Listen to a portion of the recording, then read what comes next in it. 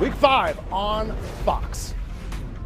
New right now, Raiders linebacker Vontaze Burfict suspended for the rest of the season after a helmet-to-helmet hit on Jack Doyle. It's the longest suspension in NFL history for an on-field incident. His team, though, is still supportive of the linebacker who traveled back to the States to appeal the ruling. When he showed up, he quickly turned into one of my favorite teammates I've ever had. He's one of the most genuine, awesome people I've ever been around. He's a great teammate.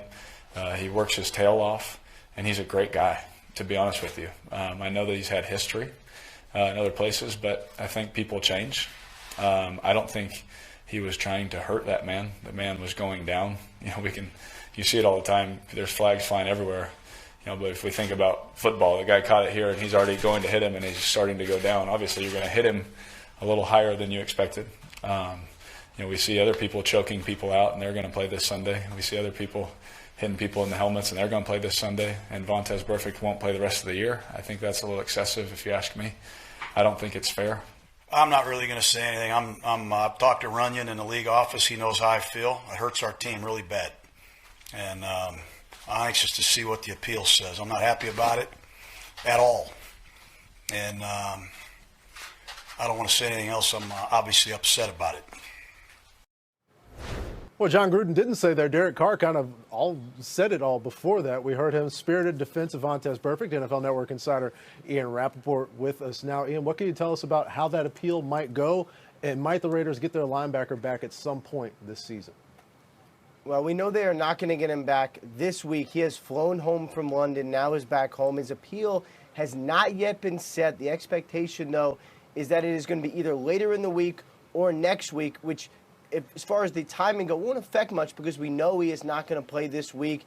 But at the least, he's trying to whittle this down somewhat from the rest of the season to maybe in half. Now, I hear these comments. You hear the comments by Derek Carr. You hear John Gruden say he's not going to say anything and then say that he didn't like it. It is worth noting in John Runyon's letter to Vontaze Burfict, there are two important things.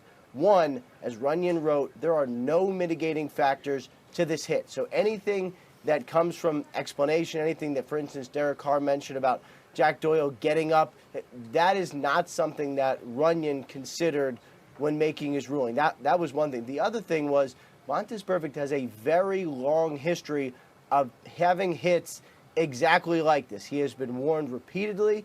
He has been fined. He has been suspended. If this was one time, potentially the league would look upon it differently. But this is a guy who has done this constantly through the course of his career, and the ruling reflects that. Yeah, the history is certainly catching up to Burfict in this particular instance. Let's go look at the rest of his team, Ian. Some injuries. We'll start on the defensive side of the ball with their top draft pick. That's right. Cleveland Farrell, their defensive end, who actually has impressed a lot over the course of the first month. He did not practice today officially in the NFL's concussion protocol. Tough to figure out how that is going to come out. Every player reacts to concussions different.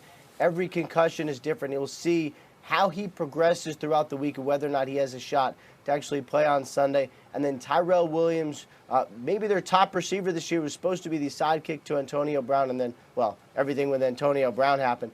He did not practice today with a foot injury. No indication that is a major injury yet, but at least something to watch going forward for the Raiders. Yeah, we'll see how that offense might lean on Josh Jacobs. He had his best game of his rookie season last week in that win over Indy. Ian Rappaport there with the latest. Thanks, man.